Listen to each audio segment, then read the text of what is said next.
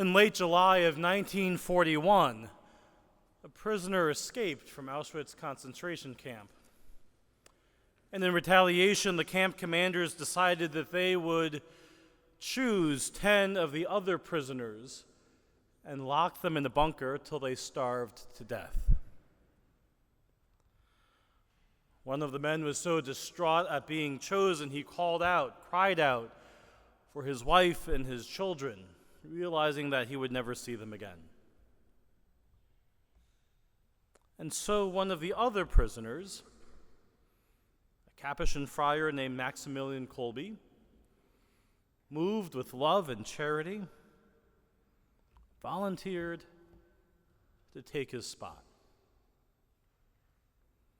With 9 others entered the bunker and were told from the guards that for nearly 2 weeks he led them in prayer, he consoled them in their grief, he bolstered their faith, their devotion.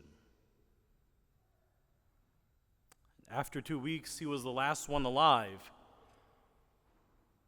Of course, because the guards needed the bunker and he was disposable, he was executed with the lethal injection.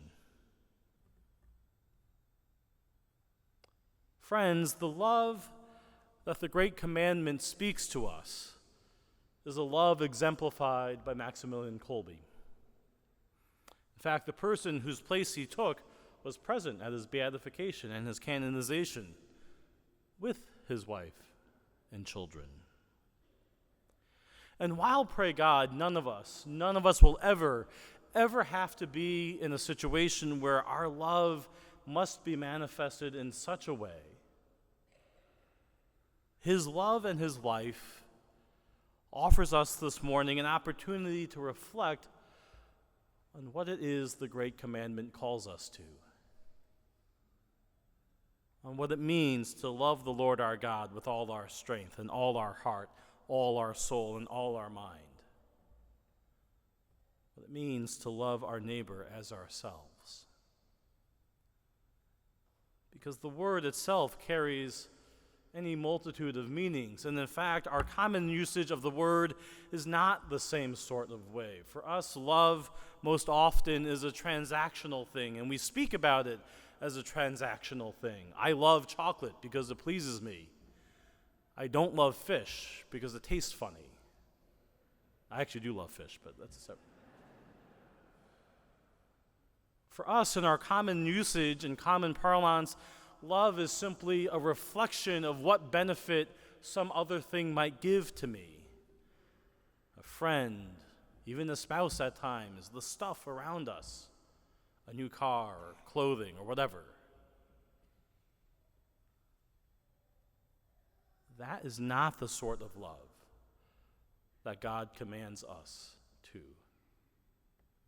In fact, that is not the sort of love that God gives us either.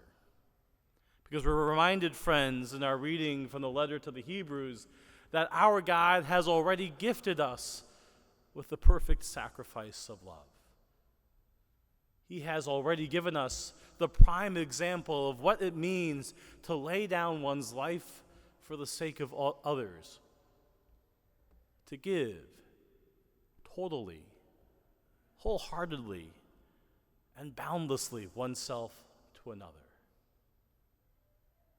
We're reminded in today's reading from the letter to the Hebrews that Christ is both the offertum and the offerens.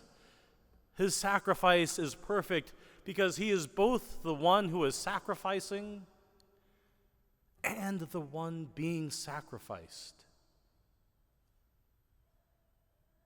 That unlike the priesthood of anyone else, what he has to offer to you and to me this day is the perfect gift of love. By being willing to lay down his life for our salvation,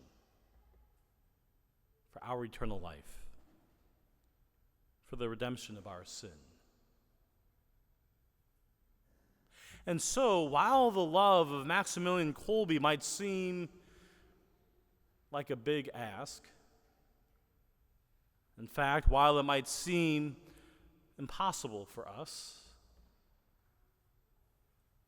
we, like him, are capable of living and sharing that sort of love precisely because our God has given it to us already.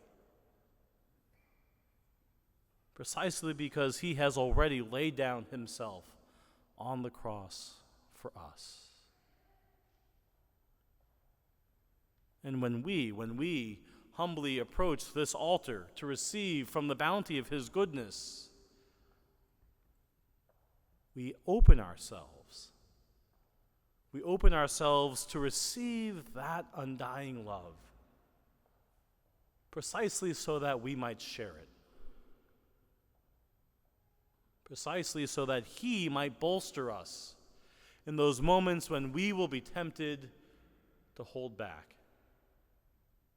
Those moments when we'll be tempted by sin, tempted by vice, to seek love that gives to us and shares with no one else. So perhaps, friends, what the Lord invites us to consider this morning is how we might be living the great commandments.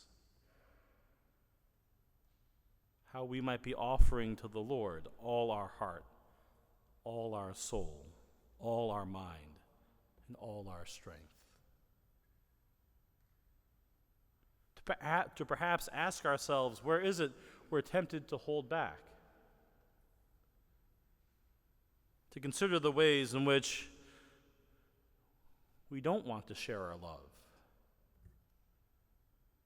Those moments when we would rather cast a judgmental thought than to give someone the benefit of the doubt.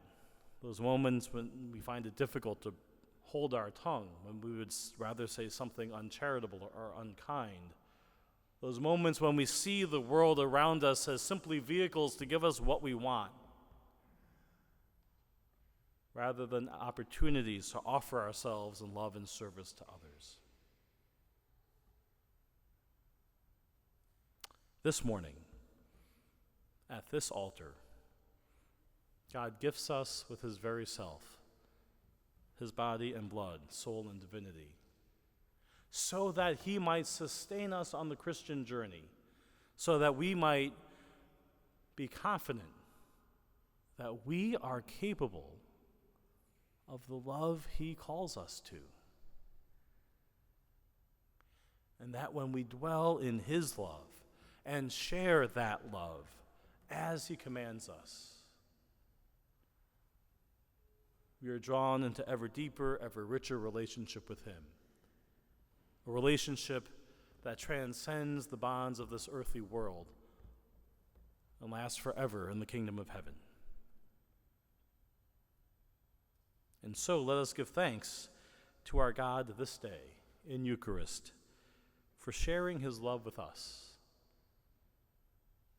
And let us resolve, commit ourselves to being agents and vehicles of that love for all those we encounter each day.